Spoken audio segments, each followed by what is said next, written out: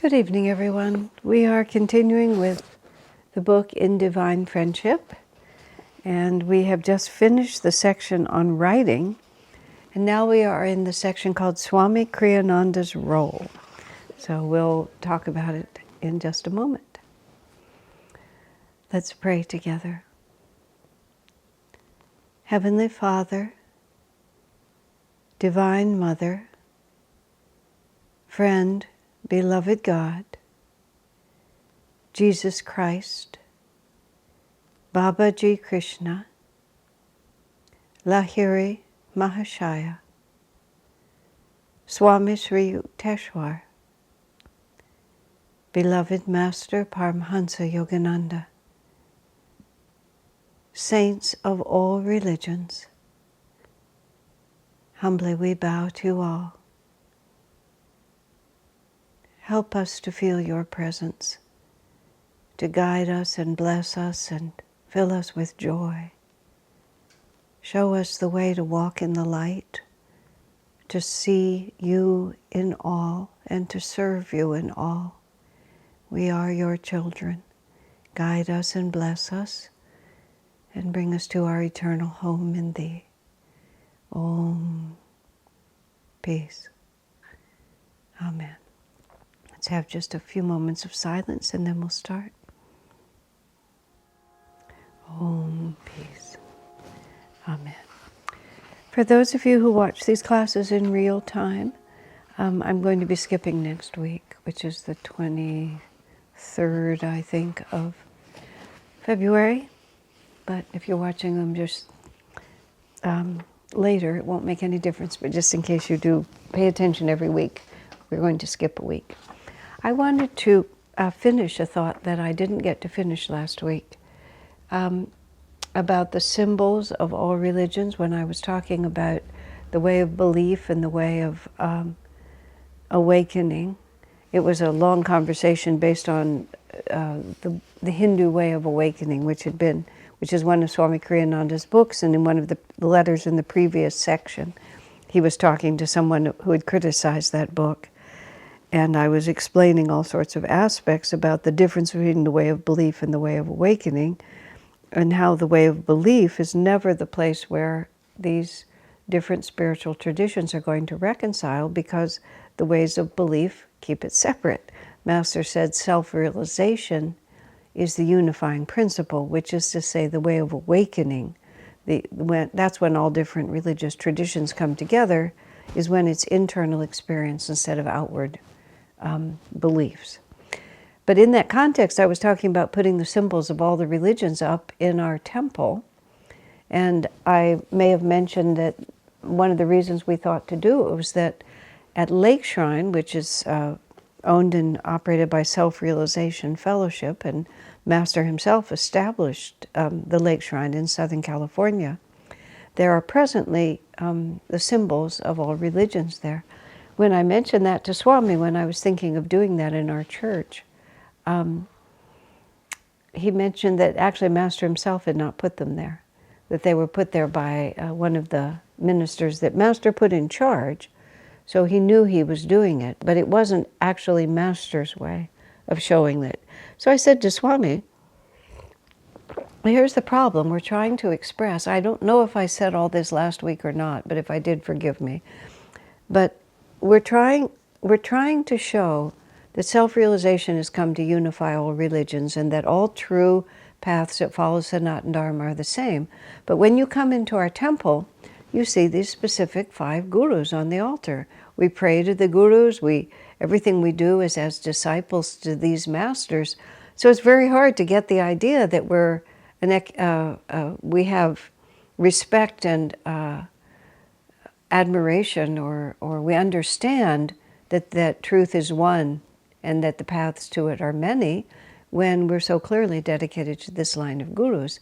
And I said to Swami, I can't think of any other way to put it out as quickly and clearly so it will communicate to the newcomer. You see, somebody comes into our temple for the first time, sees the masters on the altar, hears our prayers. It may take them time to sort of understand how the whole thing fits together. But if they're sitting in our temple for the first time and they see a cross and the Star of David and the Arabic words for Allah and whatever else we have up there, the Buddhist wheel of Dharma, the yin-yang symbol, then people say, oh, look, all of these different traditions are also respected here. And it seems to me, as I said to Swami, it communicates faster and more clearly than any alternative that I can think of. So he agreed that it was a good idea for that exact reason. And I feel like when I talked about it last week, I never quite finished exactly how and why we went ahead and did that. So there it is. And it's replicated. I mean, the fact that Master himself didn't put those symbols at Lake Shrine doesn't mean he didn't approve of it, because he was alive, and the man, when the minister who was there put it together that way, probably a lot for the same reason that we did it, because it says something about who you are. So I just wanted to finish that thought. So now we're in this section, which is Swami Kriyananda's role. And there are a few letters here at the beginning, and then the entire section is this very long essay about how Swami sees himself, how we can relate to him as a spiritual teacher. We probably won't get to there tonight. We'll probably be going through these other letters first. You know, I have to say something that when Swami was living, especially, well, actually all the way through, there was often this kind of, well, I'm not going to explain it in advance. I think I'll just let the letters speak for themselves, and we'll go through it as I say it that way. So this is October of 1973, Swami says. He says he's responding to a letter of praise and gratitude. And Swami says, if there is anything in me worthy of praise, the praise belongs to God, not to a very unworthy instrument. Seek Him more and more deeply, and you will express Him more and more fully in yourself in divine friendship. And that just sort of pretty much sums up how Swami saw himself. Anything that came through him, credit goes to God, and not to the instrument through which it's passing. Now, this was also in 1973, in March. A devotee asked to become Swami Kriyananda's disciple. This was always a very sort of sensitive point, because people related to Swamiji as the source of their inspiration, but he himself always deferred. He never took the role of guru. He took the role of disciple, and when he initiated only in Yogananda's name. But people felt a very strong personal tie with him, and often wanted to formalize that tie by having him acknowledge their discipleship to him. And there was always this controversy going on with SRF in the background, Self-Realization Fellowship, who had expelled Swami, and Swami never wanted to appear to be in any way trying to usurp Master's position. Swami says, I am only God, my Guru's instrument. His power is much greater than mine, though I am aware that through me, people have come closer to him. But I suggest you keep his photograph on your altar and concentrate on him in your meditations. You will soon become aware of what a great blessing the world received when he was born into it. May he bless you always. One of the many reasons Swami demurred when people would ask that of him until the end of his life, and then he took a different tact. At the end of his life, he didn't demur anymore. But at this stage of his life, he definitely did. Just a moment, there was a thought there that I have to see if I can remember it. Oh, yes. Swami said in the Indian tradition, it was customary that the disciple would become the guru, and then that guru would be his own lineage, and gradually the founding energy would be removed from center stage, because all the succeeding generations of disciples would each have taken the lineage more or less unto themselves, not in an egoic way necessarily. It was just the way the tradition worked. Swami felt that inasmuch as our lineage descended from 5 God-realized masters, he felt it would be an unfortunate dilution. Excuse me again. He felt it would be an unfortunate dilution to have the attention shift away from the avatar to the disciple in the first generation like that. So he was always very anxious to keep the attention always on Master. He felt it would keep the lineage stronger if we did that. Oh, but Swami felt it would just be diluting this teaching to put himself and then whoever came after him and ever came after him in the center of the altar when he wanted the attention to be on avatars. And all of this is earlier. By the end of his life, he was much more willing to just stand in the position that God had given him. So a devotee asked, who is the guru, you or master? See, all these were really big questions. And Swami writes to the person, I remember you well. Apparently they were somewhere else. This was written in 2001. This is much later.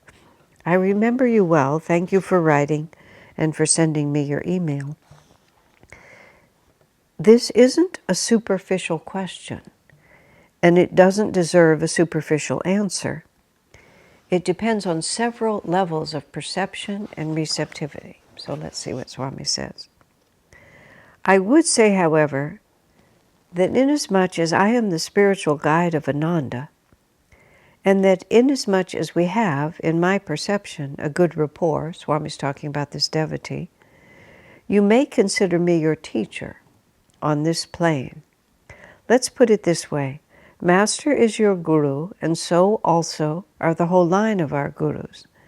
I am your spiritual teacher, insofar as he inspires me to guide you. It is a role to which I am faithful, but it is not the same commitment as, for example, the bond between me and Master, for the reason that he is God-realized and I am not, although I am working on it.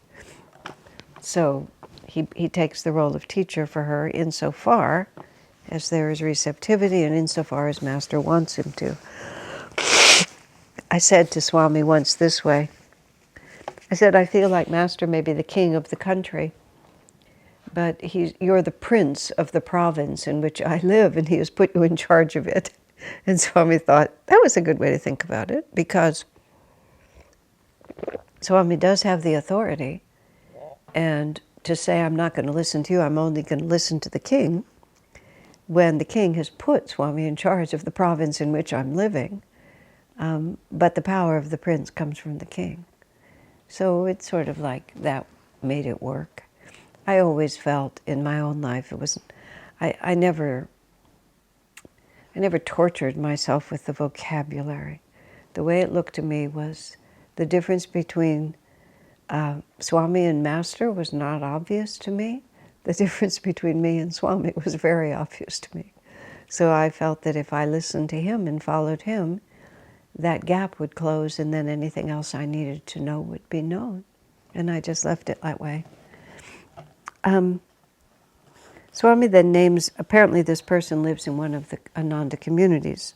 So he speaks of the leader of the community where this person lives, is your spiritual teacher to the extent that you accept her guidance.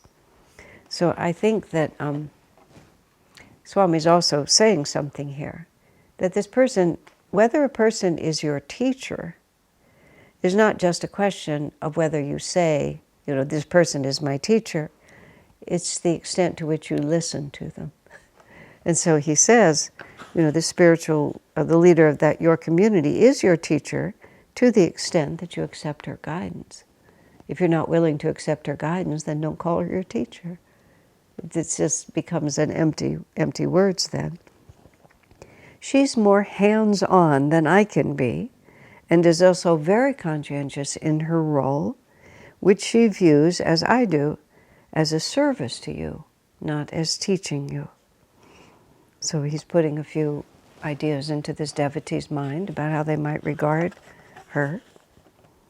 None of our roles is fixed in eternity, and can't be until we ourselves are fixed, nor is yours as a disciple until you are more deeply on the path. So he's also suggesting to this person that maybe the question is impertinent at this point. Impertinent, premature, not deeply conceived of, more intellectual than actual, more an intellectual curiosity than a compelling realization of the heart. That's what he's saying here. Impertinent is probably not quite the right word, but it's like, I want all these things to be explained to me. And when I get them all explained properly, then I'll decide what to do. That's an attitude that people put forward. Whether this person was putting that forward or not, I don't know. It was when Swami says, she'll be your teacher to the extent that you take her guidance. That's when I began to think of another tone in this letter. You may think of God, finally, as the one and only true Guru. That is how Master himself put it. The Master is presented as this, Master is the Guru, Yogananda is the Guru, but when Yogananda was living, he said God is the Guru. So it's sort of like anyone who's worthy of a position like this doesn't fight for it. It's like they know themselves to be just humble instruments, and they're not eager to have themselves named. That's how Master himself put it. Love him, obey him, and be grateful for his guidance in whatever form it comes. Now again, Swami is hinting at this man. Be grateful for his guidance in whatever form it comes. Perhaps it's going to come from the person who's leading your community. Perhaps it's going to come through Swami Kriyananda, but only if you, the person he's writing to, are open to that. Otherwise, Master himself is sort of like, I'm not going to listen to anybody but Master directly. That isn't necessarily pleasing to Master. That's why that image that I put about, well, you're the prince that the king put in charge. King's not going to appreciate getting all his questions, having me ask him all the questions that you could answer because he's working through you. So he's saying here, Master will guide you in whatever form if you're receptive. But Swami puts that very lightly, you see. I hope this satisfies you. These are subtle things and can't be declared like mathematical formulae. See, that's what the person is asking. This person has this role, this person has this role, this person has that state of consciousness, this is the one. It's not like that. Master will speak in whatever form if we're listening. Again, that's how I always regarded Swami. It's like, I just regarded him as if he were Master speaking to me. And as a consequence, he was. That's just about as simply as I can put it. Because I knew he had a right to do that. And I didn't need to hammer it out as to who was who, because quite frankly, I don't know what I'm talking about. Even the whole, eternal bond with the Guru, it's all very, it all happens on a level that is not the level of the mind. So we can't, as Swami said, declare these things like mathematical formula. They have to be intuited and experienced. Now this is from February 1987, and there's two letters here that are both about the Festival of Light. Festival of Light is the ritual that in Europe and in America is integral to our Sunday morning satsang. Swami created it in 1987 after a long seclusion in Assisi, Italy. He'd said for many years he had been considering creating some kind of a ritual that we could do primarily on Sunday mornings, but it never felt like the right time until that seclusion. So when he created the Festival of Light, which now we've been doing for 30 years, so it's just sort of part of what we are, it brought more form and structure into our Sunday mornings. We'd had a form, but there was still an informality to it, and this made it much more formal. And he also created the concept of light bearers in addition to ministers, and he put us in clerical dress. and then formalized a few other parts of the service. It had been a lot more, the general structure was there, but it was a lot more, whoever was in charge just made it up from week to week. So there was a lot more variation, both in what readings there were and also in the quality of what was decided. And there was no sort of repeating heart of it. And Swami felt the Festival of Light would just strengthen the whole thing for many reasons, including, he said, many of our Ananda devotees, to be a good speaker is a unique talent that is entirely separate from whether or not you're deep spiritually. And many of the Ananda leaders were very deep spiritually, and they were okay as speakers, but perhaps not brilliant.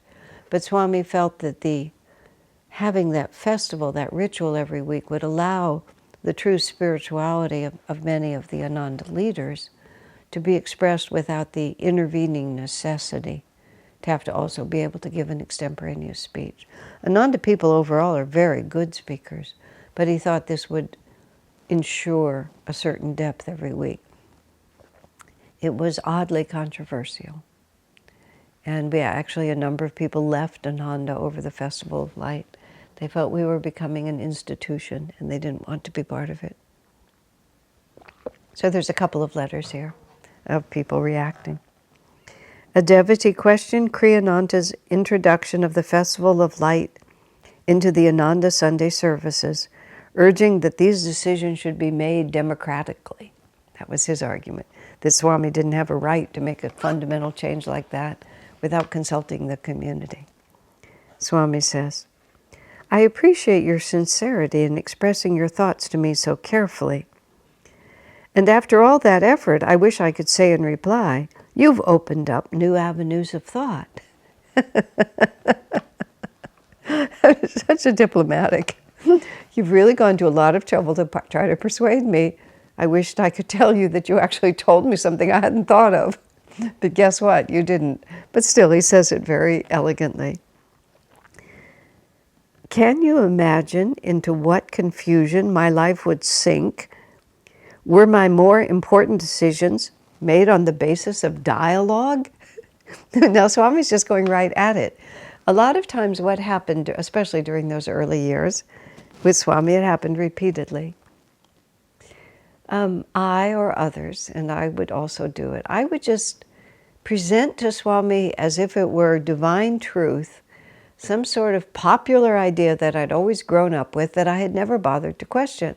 Like, we should make decisions all together. This should be a democracy. I mean, that's kind of like I guess the word is a sentiment. That's a sentiment that a lot of people are really committed to.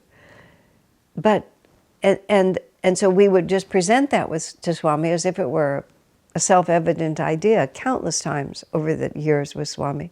I would just present some idea that had just always seemed true to me, like democracy must be a good thing. And Swami would compel me to take it apart and think about it much more deeply and ask myself if merely because it had always been my idea, did I really still want it to be my idea? So that's what he's saying. Imagine what confusion my life would be in if I felt I had to have dialogue with the people around me. He said, you put it correctly when you said, I felt guided to create this ceremony. I have had to make many decisions similarly based on inner guidance. Had I not had the courage to take new directions when I felt so guided, Ananda itself could never have come into being. And you yourself would have no former service format even to champion. I know, if you follow all that, that's just really wonderful. Swami's saying, look, how do you think this place was built? It was built on my intuition. He's trying to say it more lightly than that, but that was the truth. Everything about Ananda was formed by Swami. And now this man or woman, taking issue with what Swami does, and Swami says, you know, what you're defending is something I invented too, according to my inner guidance. He doesn't say it as crassly as that, but that's exactly what he's saying. He said the old way of doing things at Ananda was equally a result of my inspiration. And so all of a sudden you're attached to what I was inspired to do yesterday, but not what I was inspired to do today. Think about it. This is exactly what I mean, where Swami would go in there. I mean, this person is thinking that Ananda sort of has this independent existence from Swami. This is one of the things that happened because he was the kind of leader. There's some kind of I think it's a Chinese aphorism. You know, the best leader is the one where the people say we did it ourselves. So Swami was that kind of leader. He just inspired energy. And if you weren't paying attention, you would think that other people were doing it. So now he's defending this service. You've said you used to go to the services mainly for the inspiration you felt from the people. Fortunately, those people are still there. Why not continue going for their satsang, if for no other reason? In time, I think you may come to appreciate the Festival of Light quite as much as so many others do. I've had scores of letters thanking me for it. In any case, please understand that it is only with considerations involving the outward mind that decisions can be arrived at democratically. If it's just a mental issue, then you can have a mental conversation about it. Spiritual truths must either be received superconsciously or not arrived at all. And this is, of course, the great, what do you say, the great leveling, the great mediocrity producing dogma of so much so-called spirituality today is that people get together and decide what's true. I mean, I was amazed. There was some convention of biblical scholars, and they voted. They voted on what passages meant. They voted on what was Jesus' true words and what wasn't. You know, so 39 of them thought it wasn't, and 43 of them thought it was. So then it became the officially declared position that it was, or it wasn't, depending on what was going on. It's just like, how can people get together and argue intellectually and then vote on what is revelation or what is not? It's only mental issues, and then you reduce Scripture to a mental issue. And then it becomes what it is. But he said, you know, matters of true spiritual worth have to come superconsciously or they don't come at all. So there's no voting on them. You just can't get together to vote. In any case, please understand that it is only with considerations involving, excuse me, I already read that. I don't ask you to accept my guidance. And this is a very important point. Swami doesn't say, oh, you have to do it my way. I don't ask you to accept my guidance.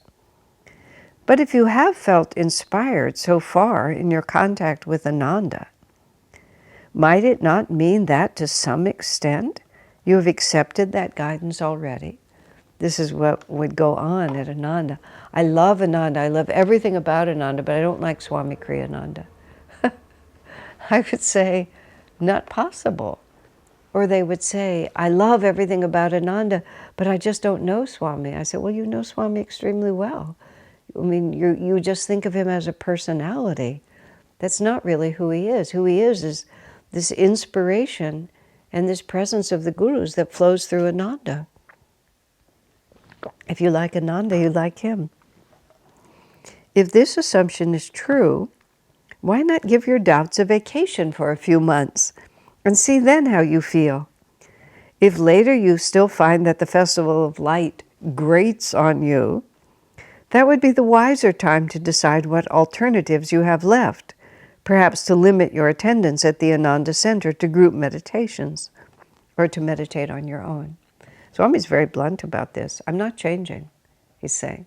Maybe you want to just wait a little bit and think about it. The Festival of Light, by the way, is about 15 minutes long, so it's not really, and half of that is music, or at least a third of it is music. But this is anyway how they felt. I suggest this delayed reaction also as an exercise in surrender. This is something which that fledgling bird in the story from the festival needed to learn. It might even help you to take that story more to heart. Its concept, like others in the ceremony, can be understood on many levels and taken by each member of the congregation according to his own special needs. The tone of this letter is interesting because Swamiji is talking to this man, but he's not cutting him much slack. And it gets a little stronger as he goes on. Maybe you need to learn to surrender. Maybe your so-called judgment of this and you're insisting that the festival grates on you and that you should have consulted us. Maybe there's something in here for you to learn. But we'll see. If you will examine your own motives carefully, I think you will see that underlying your rejection of the worship service is a rejection of certain basic attitudes of discipleship. So now that Swami's getting into this letter, he's being very exact. Your very devotion to Paramhansa Yogananda and other great masters is quite as convenient as it is laudable. And this is something that Swami had to deal with continuously. People pledge this tremendous allegiance to Master, but they're not interested in listening to Swami. It's as convenient as it is laudable, he says. For those to whom you pray are no longer with us physically and are unlikely to embarrass you, even in vision, by making you face up to your own weaknesses, or on the other hand, to challenge you to work harder at perfecting your own strengths. And people imagine that, Master's going to guide them when they reject the guidance that's right in front of them. That's sort of what would happen, is that in the name of following Master, people got to avoid the inconvenience of having someone right in front of them who could contradict them. So, basic to the spiritual path is a recognition that the truth, while certainly, as you point out, residing within every individual, is also a light of understanding, a touch of grace that is passed on from generation to generation of disciples. So again, Swami doesn't draw it to a focus within himself, but he points out that generations of disciples are what keep the Master's flame alive. He's just proposing it. Even societies must pass on their achievements. Just think how little mankind would have achieved if every generation had to reinvent the wheel. An attitude of receptivity is essential to spiritual progress. And there's the whole mark of the letter, an attitude of receptivity. Swami comes with this profound inspiration. He says, I don't like it. And Swami says, maybe you need to be more receptive. By receptivity to the flow of grace that is passed down from the gurus through their disciples, man learns, among other things, to be humble and not boastful of his own wisdom. You need to learn such receptivity. Swami's being very blunt. He's being kind, but he's being extremely blunt. Were this not the case, you would not have taken such foolish issue with the festival statement about self-love, twisting as you did a truth that is proclaimed in every scripture. The line is, whereas in the past suffering and sorrow was the coin of man's redemption. For us now that payment has been exchanged for calm acceptance and joy. Thus may we come to understand that pain is the fruit of self-love, whereas joy is the fruit of love for God. So we don't know exactly what this man said, but you would not have taken such foolish issue with pain as the fruit of self-love. Whatever he was trying to say, well, all of us are divine. Of course, we should love ourselves. We're all equally children of God. As Swami says, it's just a foolish twisting of a truth that every religion recognizes. So slowly by slowly, Swami builds up in this letter. Evidently, you have acquired the Protestant presumption that all men, with or without any spiritual training, are equally competent to understand and interpret divine law. See, that teaching is exactly opposite to true discipleship. To say that we are all equal is a divine truth. To say that we all equally manifest the divine understanding, common sense tells you that we don't. That there are, if there is such a thing as spiritual progress, then it inevitably follows that some souls are going to be more advanced than others. And to again just foolishly assert that we're all equal in the eyes of God, it's true, but it becomes a falsehood when spoken like that. And once again, Swami's not asserting himself, but implied behind all of this is all the experience that he's had. And this is, what people do because they know that ultimately we're all children of God without any spiritual training or qualification. They demand to be treated equally, democratically. We're all equal. We should all be talking about whether we're going to have the festival or not. I mean, you can do such things, but you never get anywhere. Everything that's accomplished in this world is accomplished by strong, charismatic people who follow their own inspiration and bring people with them by the magnetic power of what they're doing. And it's just, here's this person who loves Ananda and wants it, Ananda is so wonderful, but I don't like you, and I don't want to listen to you, without even thinking it through to the extent, how did Ananda even get to be what it is? So anyway, I have long seen this intellectual presumption as a major block in your spiritual life, but have not had your permission to speak to you of your spiritual needs. Now your letter virtually begs for such a statement from me. Wow. I have often found that those people who waited a bit before judging new developments ended up becoming their ardent supporters. Try it, why don't you? And see if this doesn't happen also to you. The humility entailed in waiting couldn't possibly hurt you, and might prove a major incentive to your own spiritual development. I have no idea who wrote this letter, so I don't know what the end of the story is. But this is what he's saying. I've long wanted to tell you this, but you wouldn't let me, and now you've written this letter, and it positively begs for an honest response. So it's a very reprimanding letter. I hope the person came around, but I don't know. And once again, we're still on the Festival of Light. This was also December 1988, so we're dealing 1 year into the festival. A devotee questioned changes in Ananda's Sunday service and whether Kriyananda was trying to replace Yogananda as the Guru. Thank you for your letter.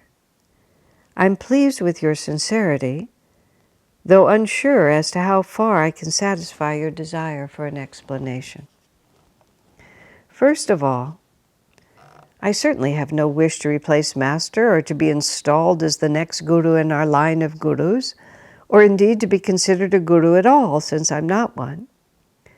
As Yogananda's disciple, however, it is right that I express his teachings creatively and not merely parrot them. It is also natural that those who have come to Master through me should turn also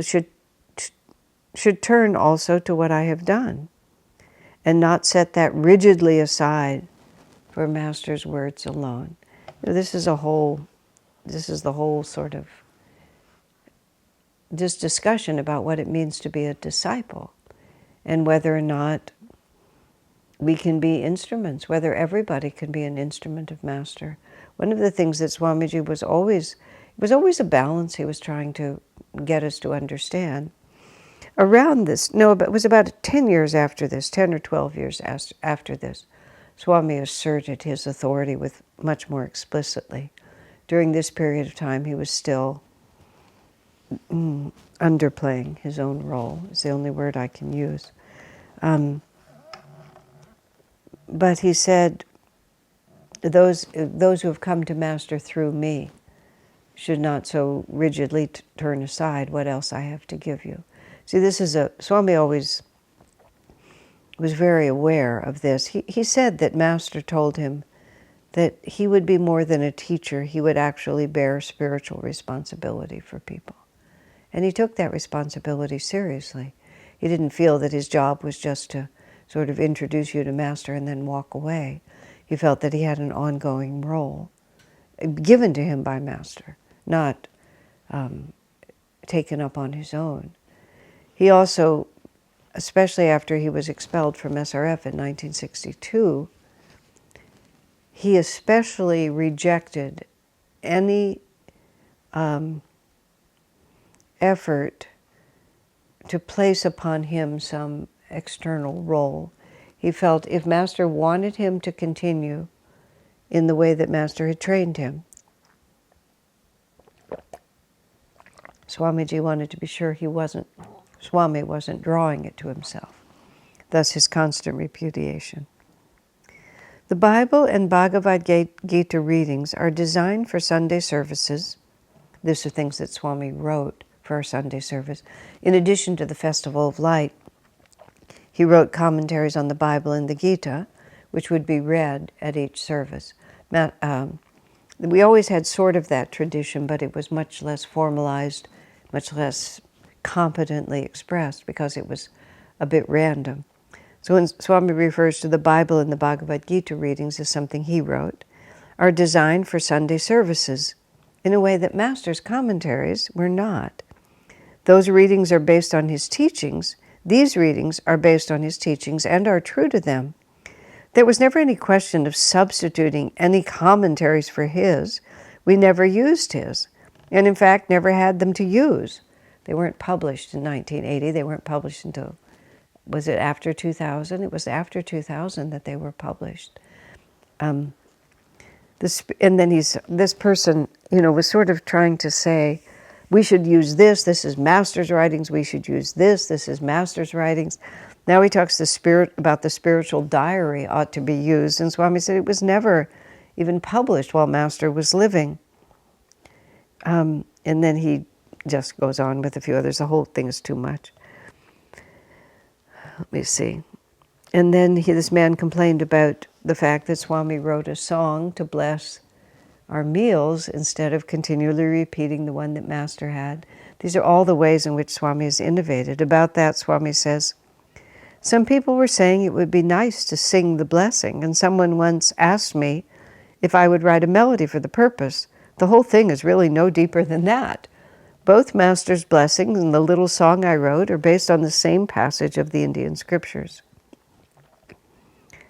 So, those who want to go straight to Master without a guide are welcome to do so, as indeed you are welcome to do. But if people come wanting my help and guidance in the matter of attunement with Master and his ray, what point would be served by not accepting a responsibility which the Guru himself gave to his disciples, and which Master stated specifically he was giving to me? Those people err who imagine their only responsibility to others is to introduce them to Master.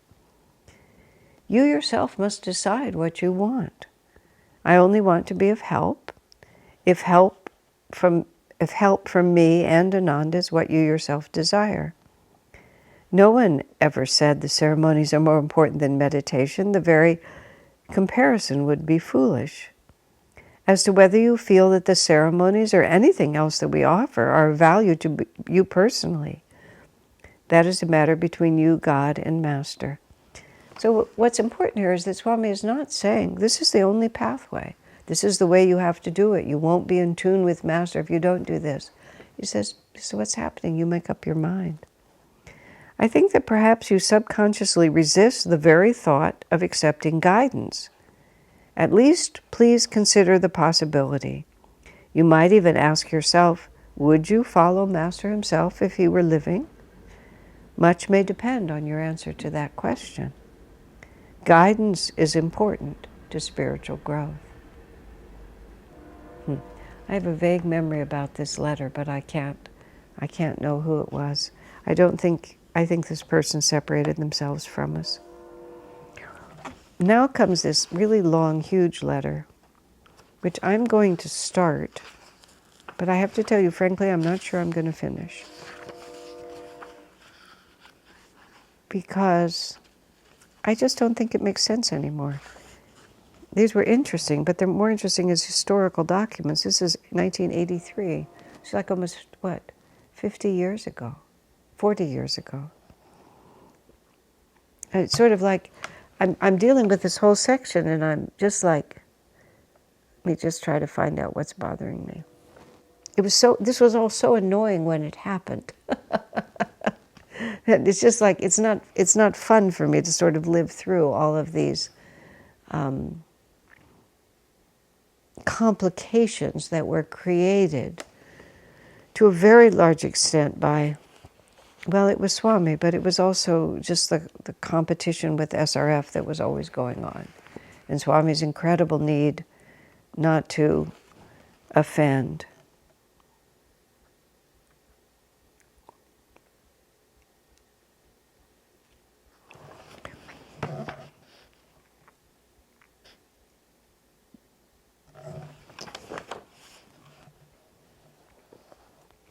I'm going to just take a moment and just sort of think about what I'm going to do.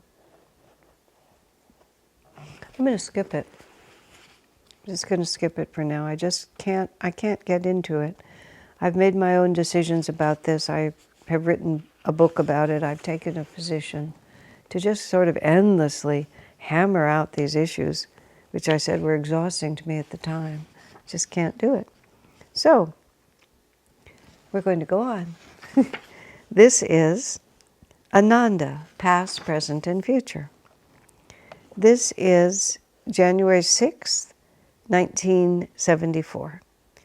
To a woman and her family who decided to leave Ananda. Swami writes, "Thank you for your letter.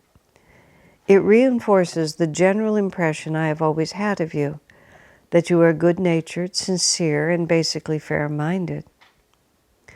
I would like to answer your criticisms carefully, yet I ask you to accept as kindly as possible the regrettable fact that we have certain basic differences of viewpoint that remain irreconcilable. I think it behooves us as devotees to respect one another's position, insofar as we're able to understand them." I'm actually thinking about something about the other section. Let me hold on to it for a second. Oh yes. When you read the New Testament now, and you read this intense conflict that they were having on the question of whether or not you had to be circumcised to benefit from the salvation offered by Jesus Christ. And when you read it through, and it's Paul in letters from Paul, there are these big discussions about it. You read it and you think, what are they talking about? And what they were talking about was actually extremely interesting from the point of view of church history, if you want to think about it like that. Jesus was Jewish. Everybody who followed him was Jewish. It was an event that took place entirely in the context of Judaism. And Jesus was the avatar to the Jewish people, to the Essenes primarily, who were the less institutional and the more mystically inclined fragment of Judaism at that time. Let me say this right. And being Jewish was very specifically defined, and it was defined to a large also by the many rules and regulations that you followed.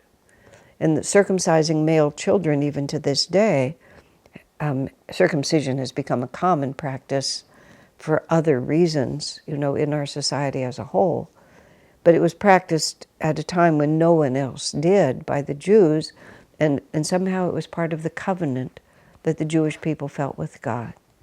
So it was very, very important. And to be circumcised was a sign for men of that relationship. So right after Jesus died, the 12 apostles took up the mantle of his ministry and began to preach the news of Jesus' life and his death and his resurrection. And they went to the synagogues because those were the people for whom the message had been brought. So they traveled all over, and they went to the Jewish congregations everywhere. But the power structure of the Jewish culture had repudiated Jesus.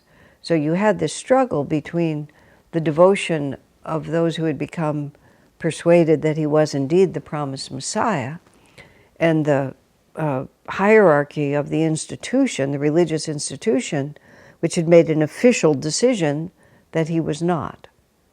And that tension between them grew extremely pronounced. And so the apostles did not find much receptivity within the synagogues for this, what to them was a renewed expression of Judaism.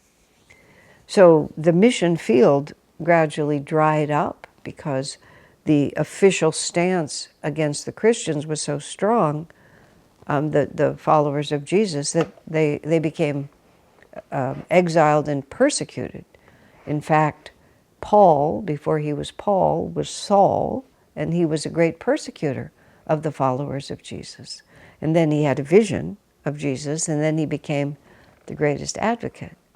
So when the mission field within the synagogues dried up, the apostles didn't know what to do, but Paul, who was very powerful and very determined, he just went out into the Gentile world. And it was completely unthinkable. He was preaching what people thought of as Judaism to Gentiles. And there was this huge pagan world, Gentile pagan world, not merely just not Jews, but pagan, meaning they were not following any Sanatan Dharma path. They were without that kind of revelation. And but because Moses was a true avatar, so Judaism was Sanatan Dharma, founded by an avatar. But Paul found a huge receptive, hugely fertile mission field among the Gentiles. So he considered them, and he baptized them, and he made them all followers of Jesus. But the Orthodox Jewish point of view was that there was no possible way these people could be followers of Jesus unless they were Jews. And so if they were going to become Jews, at the very least, the men had to be circumcised. Now, Paul is arguing that this is a new dispensation, and that what Jesus brought was a new salvation, and the old laws don't have to be followed. And it was an intense argument that they just, battled over and fought over, and there was a tremendous amount involved. But all of it seems like, what are they talking about? Because it's all settled. So when I go back and I read in 1983, Swami laboriously trying to explain, where he fits in the picture, and people laboriously trying to explain why he doesn't, who wants to go there? What's the argument about? It's, by their fruits ye shall know them, and that's how you can tell a true prophet from a false one. It's just as simple as that. And you don't have to have any opinion. It's just that, but that's the way we're doing it. So moving on, let's see. I think I'm going to get caught up in this a little bit again here, because that's 1974. The Ananda community started in 1968, and the thing about a community is you have to have people in it to start one. And it was the time in 1968 and 69 when there was this huge hippie back to the land movement. And we had certain rules in our community at that time. I didn't come till 71, so I missed a couple of these years. One of them was nobody took recreational drugs, but it was sort of a joke that if you could say, I'm off of drugs and I can chant Om 3 times, you could become a member. So a lot of very nice people came. They weren't by any means, everybody who wanted to be there was a good person and spiritually inclined, but the focus of the community was not yet clear. And so there was this very strong coterie of people who just had very definite ideas about what the community should be. And then there was a coterie of people who were very united with Swami Kriyananda, who recognized that he was bringing something new into manifestation, Swamiji was. And therefore, our ideas, he wanted our ideas, and we needed to contribute our energy, but we were wanting to follow his leadership rather than insist upon what we already knew. And it was building to a conflict, and Swamiji saw that something would need to be done. And what happened was, in June of '76, there was a huge forest fire. And the part of Ananda that was burned and the houses that were burned down were all, Jyotish and Devi lost their home, and others who were true to Ananda as Swamiji was building it, some of them were also burned out. But the effect of that fire is that a huge number of people lost their homes, and once they didn't have their home, Ananda to them was a place, and so they exited because the land had been destroyed and their home had been destroyed. And if there was no thing there, there was no Ananda. For Jyotish and Devi, of course, Durga and Vidura, for Lakshmi, for people who understood Ananda as a spiritual ideal, then the loss of the physical form was inconvenient, but it didn't, nothing real was lost. But about 50 people left at that point. So that was, Swamiji felt, Divine Mother's solution to the irreconcilable differences that had developed. So, Swami says to this woman, "You express disappointment that Ananda hasn't developed into a community for householders on the spiritual path. Actually, of course, we have quite a few couples who find Ananda compatible to both their spiritual and family needs." That was another way the conflict expressed. People wanted to just make family life more the center of the community, and Swamiji wanted spiritual life to be the center of the community. He says not everyone finds them mutually exclusive. What we should say, therefore, is that Ananda hasn't yet developed a milieu for many spiritually minded householders. At this stage of its development, it does very definitely need, for its own survival, a certain spirit of renunciation that automatically weeds out numerous good, spiritual, harmonious people, especially, it would seem, householders. It was very interesting, in the 70s especially, the real core of the community was monastic. A group of men and a group of women who had no relationships, no children, no householder responsibilities, and could just live this 100% dedicated life with almost no personal needs that had to intrude. And the way a monk or a nun can live is just very different than the way a married couple lives, or especially a married couple with children.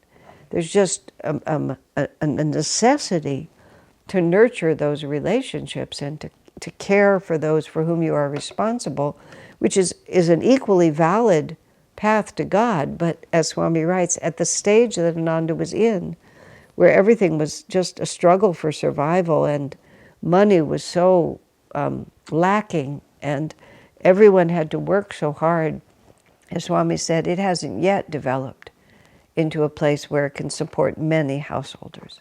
It just had to be the rare few whose personal karma and even the karma of their children was in tune with what was going on at the time. It is too bad, in a way, that initial sacrifices must be so great, though for those who are temperamentally suited for them, the sacrifices themselves are one of the rewards of living here. For a certain measure of renunciation is necessary to everyone who hopes to get anywhere on the spiritual path. So once again, Swami's being so fair-minded, isn't he? He agrees and laments that the lifestyle makes it hard for families. But he also says, but there's something also magnificent about the absolute renunciation that is also being cultivated here. I speak for myself. It was absolutely wonderful to have life so simple, to be impoverished, to have a project that was so demanding, to be supported in an environment in which all personal things could just be set aside. I remember talking to Swami, and I said to him in that context that I could repeat the first 10 years at Ananda in a heartbeat, because it was heaven on earth. And that's what he said, that very renunciation for those for whom it was appropriate was really the best part of Ananda. Whereas for certain householders and family people, it made life there impossible. Understandable. So Swami's just being factual. This is the truth. Yeah, this is what it is. You can lament it or rail against it, but this is what it is. Ananda's present stage of evolution might be compared to the pioneer days of the West, or to the days of the Pilgrim Fathers. Those settlers had necessarily to be a breed who placed communal needs ahead of their own personal desires. This is not to say that their personal desires and the needs of the community were necessarily always in conflict, not necessarily very often in conflict. If they truly understood what they were doing, I suspect they rarely saw a conflict between the two ideals. They simply realized that their own personal well-being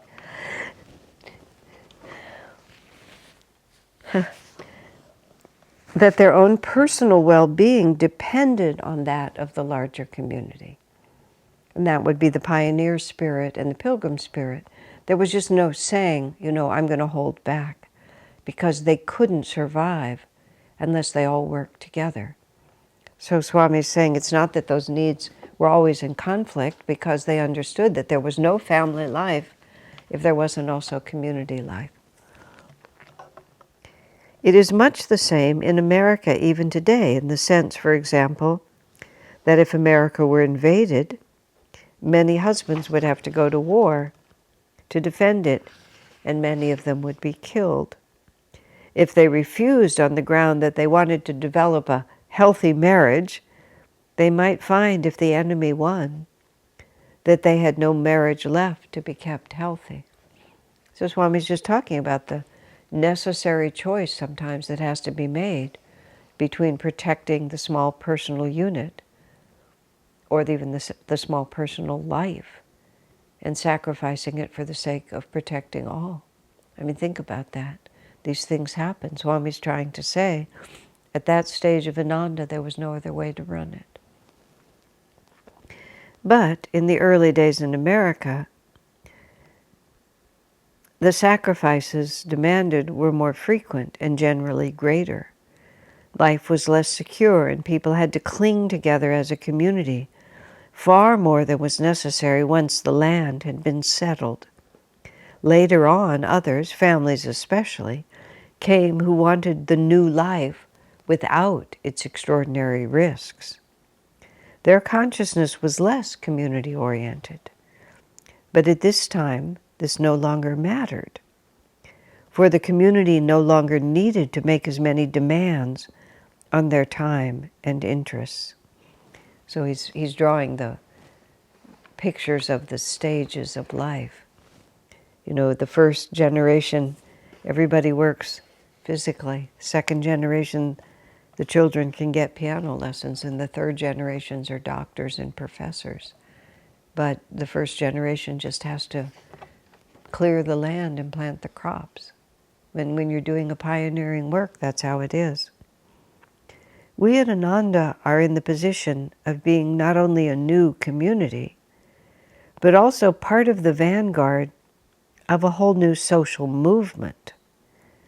I wonder if you realize how high the incidence of failure is among new cooperative communities. This is written in 1974. One university researcher a year or two ago found that the average life expectancy of a new commune was 30 days. That's the context in which all of this was happening. You have to realize this was the hippie back to the land stage, and people had their utopian ideas of how it was supposed to be, but many of them were simply not realistic. Swamiji was a very practical man, and he understood what was required. And fortunately, he gathered together many dozens of us who were young, almost all single, not all, but almost all of us unmarried, many of us drawn to the monastic life, who just were very happy. I don't even want to use the word sacrifice, I'll use the word give, who were very happy to give all our time, all our energy. We just didn't need anything else. And that was the launching energy that was needed. Of the thousands of communities that have been started in America in the past 6 years, all but a handful have died out. Ananda has the distinction of being one of the 3 or 4 most successful communities in the country. It is no small triumph. And he's right. We were among dozens and dozens and dozens, hundreds really, but some of them were so small and so ill-conceived that they never really got anywhere. But it was a big energy in the early 70s. Even the college people researched it. The average commune lasted 30 days. Ananda was one of 3 or 4 that endured. And it's no small triumph. But we are by no means out of the woods yet. I hope the day comes, and I expect it to come, when families who want a good life in a spiritual community, without the sacrifices demanding by the struggle for basic survival, will find a place for themselves at Ananda. But it seems increasingly clear that we are not yet the right community for any but people with pioneering temperaments. And that's actually the word. I remember Shivani, who actually lived at Ananda Village until 1980, from like 69 until 1980, and then moved to Europe and helped found the community there. Shivani said, I hope by the time we have enough leisure and enough resources to put in sidewalks, she said, I hope I'm out plowing up the desert somewhere else. It was just, she had a pioneering spirit. That's what really appealed to her. And she got to do it. She got to do it twice. But there's other people, very good people, who are, they have a different destiny. But when you're a pioneering work, you need pioneers. To a great extent, our problem is financial. Without financial security, families may well experience a strain that single people and couples without children never know. See, that was a big issue. Once you have children, you have to think very differently. I remember noticing how unspontaneous my father was. You know how horribly judgmental children can be of their parents. You know, he was so careful about everything. And then I realized that the reason he was so careful about everything was because he had responsibility for myself and my 2 siblings. I mean, he was the sole breadwinner, and we totally depended on him. He absolutely had to carry on his duties, and he couldn't risk anything because our whole livelihood depended on him. And I realized how unfair that was for me to have been the cause of his having to become so solid in the way he approached life, and then to blame him for doing it. So that's what Swami says. Couples without children, even couples without children sometimes stumbled, but couples without children who were equally dedicated could do it.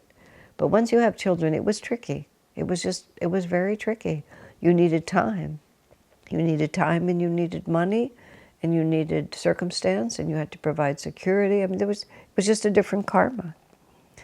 Okay. But the problem is considerably more than that. Partly, I think, it is our very social upbringing in America and the expectations that people are led to form regarding what marriage is or what it should be, because this was, again, a constant conflict within the community. These expectations are not consonant with a tightly knit cooperative community. Perhaps in this respect, the new cooperative movement will be able to evolve new, acceptable, and equally rewarding attitudes towards marriage that will make a more open relationship to a broader family both possible and desirable. A comparative study of other societies in the world supports the expectation that this will be possible, perhaps even inevitable. And so Swami's talking about the American system we have of the nuclear family, which is by no means a divine truth and by no means more than just a cultural norm in this country. Multi-generational households, the expectation that the marriage relationship is in the context of many other familial relationships is common in most cultures. One of the enormous difficulties that people in modern American society have is this expectation that romantic partner is the definition of your reality. And it's very difficult for any two people to be all in all to one another. And when you live in the context of multi-generations or sibling relationships or a whole community of support, your husband or your wife is an important part of your life, but all of your social and emotional needs don't have to be invested in that person, because one has equally important, equally long-standing, lifelong connections with many people around you. And in that way, the marriage relationship can actually be healthier and often more enduring, because it's not asked to bear the whole weight of a person's social and emotional needs. And so Swami is saying, maybe a new model will develop where the marriage happens in the context of the community. A comparative study of other societies would support that this is possible and perhaps even desirable. But you should know that the problem of family versus community commitment is widespread among cooperative communities. In this respect, Ananda is in no way unique.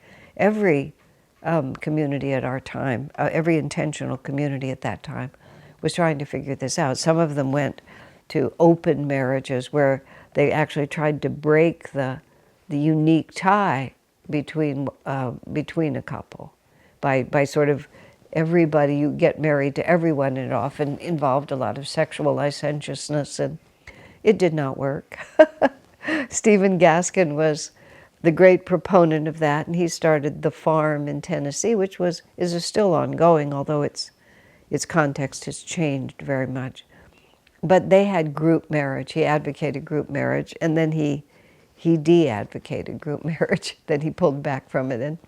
And in a marvelous interview, Stephen Gaskin was a very plain-spoken, a sort of very folksy way of saying things. And someone asked him, well, you were advocating group marriage for a long time. What happened? And he said, it don't work. That was his whole explanation.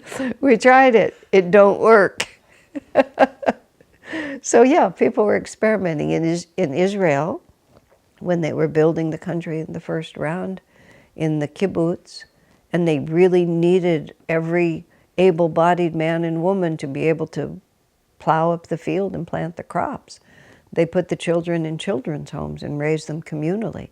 They broke, reconfigured, in some cases broke, the essential tie between parents and children. Children were raised by appointed people who would raise the children, and the general impression I had was that it don't work. I'm not an expert on that, but the little that I do know about it, I don't think it was a highly successful experiment. So we are developing new models and trying to figure out how to make them work. So he says, in this respect, Ananda is in no way unique. The problem of a family versus community has to be worked out. Rather, our record so far seems to be quite exceptionally good. I've read that the turnover, even in more or less stable communities, tends to be high as 3 to 6 months. Recently, I noted a boast by a member of one successful community that their turnover now was only 6 months, this to emphasize their present stability compared to the earlier days. One of the things about Ananda, which of course in 1974 was only just beginning to show, as we've been able to watch it over many decades, there's concentric circles of involvement and commitment. And what I have seen with my own eyes over many years is that the outer circles are shift. People try it and move on, try it and move on. But once a person sort of goes through several rings of involvement, what is built with Ananda is an extremely stable inner core.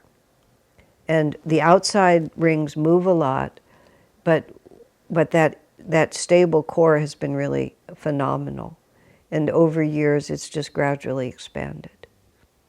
And the outer ring continues to move, but that inner core just has quite an impressive stability over now, like 2 generations, 50 years. So, you've referred to the enthusiastic, hardworking, new-thinking, creative people that have supposedly been alienated from Ananda, and you've suggested that if I had been great enough to allow the farm community to do its own thing, I'd have had something to be really proud of.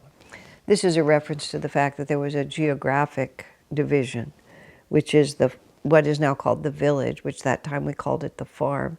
That was where most of the householders congregated because it was the most suitable for family living. And it did develop its own concept of what Ananda was, and Ayodhya and what is now the meditation retreat were the places where those who were working more with the concept that Swami had in mind. So they really rebelled against Swami's leadership. And that was the part that burned. It was the farm area that burned. I hope you are aware that different views are possible in this situation. He's so gentle, isn't he? I hope you are aware that different views are possible. Let me outline for you my own understanding of it, and ask that you try to see it also from my point of view. So I'm just going to a lot of trouble to talk to this person. He's talking about, oh my, this goes on for quite a bit longer. Okay, well, we'll just get as far as we get. Oh, look at that. Okay. I myself obtained the farm, as I think you know, as a needed outlet for the growth at the retreat. Swami started with a fully paid off 67-acre piece, which is now the seclusion retreat. He thought he would have the whole community, he would build a community there. But 67 acres was not big enough to have children running around and making a lot of noise and being their wonderful selves and having a focused meditation retreat. Plus, we ran into land use issues, misunderstandings that simply made it impossible. So over the course of a weekend, Swamiji found the property which became the village, and he raised enough money to make the down payment and bought it. So I myself obtained the farm, as I think you know, as a needed outlet for the growth at the retreat. We could not continue to keep families, businesses, and the more communal aspects of Ananda there. I personally raised the $13,500 or so that was needed for the down payment, which in 1969, 68 was a lot of money. 13,000 seems like nothing right now, but it was a lot at that time. The people who gave me that money did so out of their faith in what I would do with the land. It was not given so that others might take it over and do their own thing.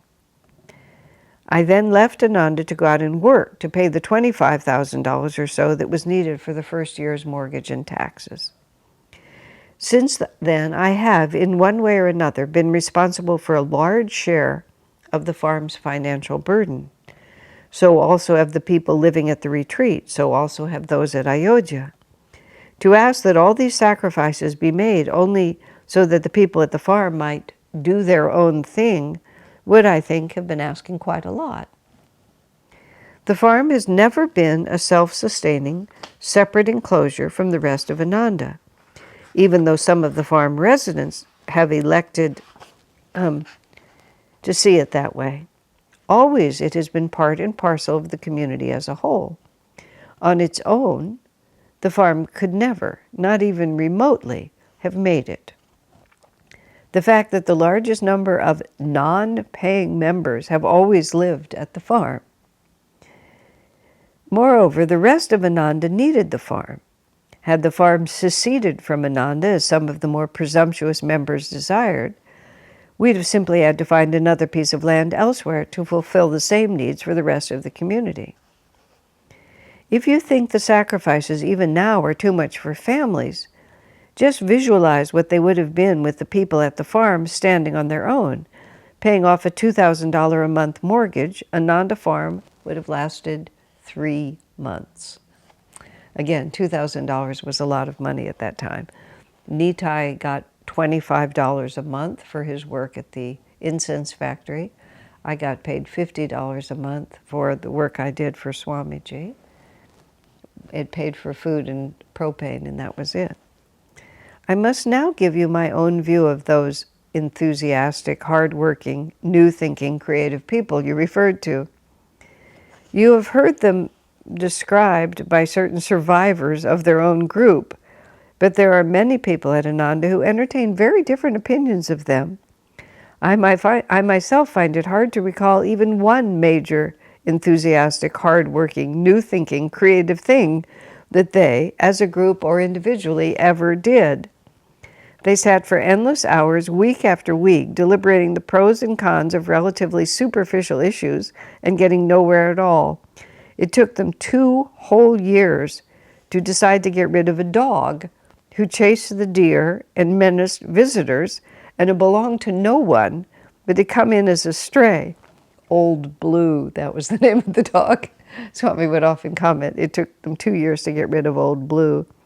And I verily think this is one of their major accomplishments.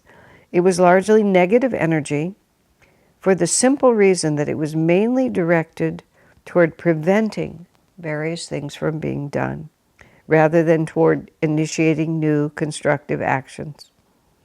Whatever positive work they got done was accomplished in spurts of enthusiasm, soon followed by discouragement as the job proved more difficult than they'd realized, and then by complaints that the difficulties were not of their making. Swami's really tracing out the syndrome of negative energy, of energy that doesn't accomplish. It sits around and it talks about things a lot. It takes very little constructive action, and then it becomes easily discouraged.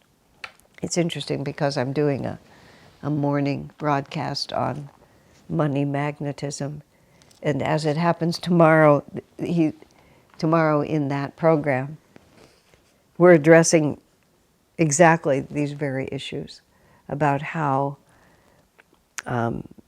we fool ourselves and what kind of really grounded energy it takes to actually accomplish something. See, what was going on at the farm was it was being supported, and it had even been purchased by the very practical hard work of others. And then this group, and they were all nice people, but they were not really grounded in how things are accomplished. And they were very much into process. And they were more into process than actual projects. And as Swami said, in bursts of enthusiasm, they would make something happen, but then when they ran out of money or obstacles were presented, the capacity to persevere was not evident. And then comes that the difficulties are not of our making, that it's someone else's fault. This is important. This is not just about the early years of Ananda, because this pattern repeats itself. It was very, very, in fact, it was essential that I had learned from Swamiji how what we have to call negative energy presents itself. Because when we started building the community that I'm part of now in Palo Alto, I saw the same syndromes begin to repeat themselves. And it's often people, and the word negative is a bit hard to use in this context, but by negative he means that it's not going to result in a positive creation of anything. It's energy that dissipates rather than focuses and manifests. And it often comes on very reasonable, and it has some really good points, and people mean well by it. But if you don't understand how things are really created, then it's very confusing. But because I'd been through this with Swami and had lived through it and understood it, I recognized it when it was presented to us, and it saved us a lot of heartache. It is only now that their energy has been eliminated that things are really getting done by the many positive people at the farm who want to work selflessly, not selfishly. I have never tried to discourage constructive action. Rather, I've always been eager to get people to take hold and do things. What I've always resisted has been the tendency prevalent in those days to paralyze constructive action of any kind. The more dynamic efforts of certain persons that I recall were directed towards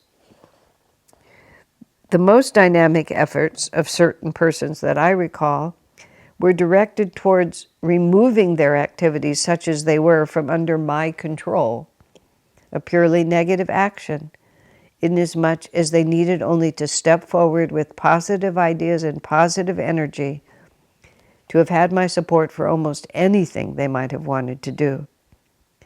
Ananda's broader history is full of examples of other people who set out to do something and then did it. At no time did such people find that the first step to creative action had to be the removal of Kriyananda from having any say in whatever they might do. That when Swami went away to India in 1972, he came back and a group of people had created a new charter for the farm. And the primary rule in the new charter was that Swami Kriyananda would have absolutely no say in what was done there. And it was presented very seriously to Swamiji as this new way it was going to be. I write about it in Light Bearer. Swami's reaction to it, it was one particular man named Jim who was the spearhead. Swami's reaction to it was this: Jim, first of all, he said, I would give you 6 months. He said, if you took this over and you were not supported by me or by anyone else at Ananda, it would take 3 months for you to default on the mortgage and 3 months for the bank to repossess the land. And the second thing, as he said, is I did not start this community to turn it over to you. And that was just that. Because it was all about my problems are because of you, and if I get rid of you. And what Swami says here is that those people at Ananda who just really wanted to do things, just did them, and had full support from Swami to do it, because there was a positive flow of energy that was really going to manifest. All right, my friends, I think that'll be all that we're going to talk about tonight. God bless you.